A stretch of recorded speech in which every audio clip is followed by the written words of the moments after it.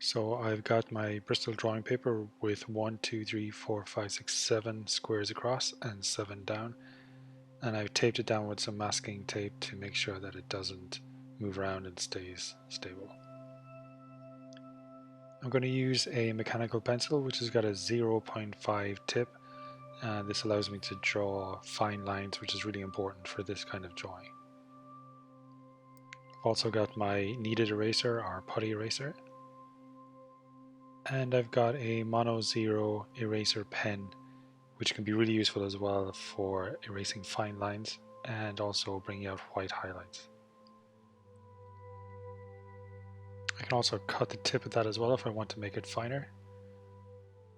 For now, I'm just going to start in the third square at the top and just work across in getting in the wings first, which is pretty much the most detailed area.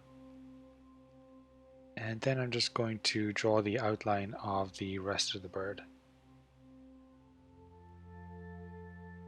It's a bit of a slow process, and I would recommend that you use a viewfinder, that you just cut one out of some colored paper.